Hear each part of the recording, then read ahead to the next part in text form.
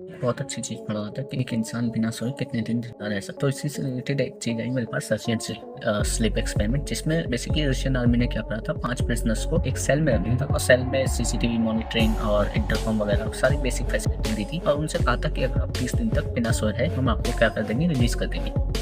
बिल्कुल वैसा ही हुआ। प्रिजनर्स ने कहा ईजी है, मतलब रह लेंगे। पहला 5 दिन तो बहुत ही स्मूथ चला, सारे प्रिजनर आपस में बातें कर रहे थे, सब कुछ नॉर्मल था, उनकी हार्ट बीट नॉर्मल थी, तो सब कुछ ओके था। हालांकि कुछ समय बाद ये चीज़ें चेंज होने लगी। धीरे धीरे जो प्रिजनर्स की थी बातें जो थी वो कम होती गई और ऐसे ही एक प्रिजनर क्या करता था कि बार दीवार के सामने जाता या बोर्ड के सामने जाता और खड़ा रहता, और दूसरा प्रिजनर या फिर ऐसे ही करते करते क्या करते थे, बुक के पेजेस पढ़ते थे, बेसिक हर चीज़ करते थे ताकि वो क्या कर सके, अपने आप को अवेक रख सके, मतलब सोए ना। ये भी चल रहा था सब कुछ। सबको लगा कि okay they are trying their best, level best to keep themselves awake. But धीरे धीरे चीजें बिगड़ने लगी। उनकी जो बातों की इंटेंसिटी थी वो कम होती गई। इंटरकॉम में अक्सर जो प्रिजनर था ये ऐसे बात होता था कि to stay awake, have to stay awake, board पर लिखते थे कि I have to stay awake, मतलब हर चीजें करने लगी जो एक नॉर्मल इंसान नहीं करेगा। ऐसा जब साइंटिस्टों ने देखा तो उन्होंने कहा मे बी एक भी हेलोसिनेशन जो ये कर रहे हैं। अब दिक्कत यहाँ चालू हुई थी कि इनको जो खाना दिया जाता था वो खाते नहीं थे बेसिकली। अच्छा, इस बीच में एक चीज़ और की जाती थी क्योंकि ह्यूमनली इट्स नॉट पॉसिबल, क्योंकि आप जब बेड पर जाएंगे तो अक्सर आपको नींद आ जाती है। यहाँ पर एक स्पेशल तरह की गैस रिलीज करते थे ये लोग कि ये जिंदा रह सके। इसी कॉन्वर्सेशन चलती रही, ये चीज़ें और बिगड़ने लगी। वो अक्सर इंटरकॉम पे कहते थे कि हमें सोना नहीं है। कुछ प्रिजनर क्या करते थे, बिल्कुल दीवार के कोने में जाकर खड़े हो जाते थे मोशनलेस, और बस उनकी आंखें हिलती रहती थी, जो ऑब्वियसली एक ह्यूमनली मतलब थोड़ा अजीब लगता है। ये सब होने लगा।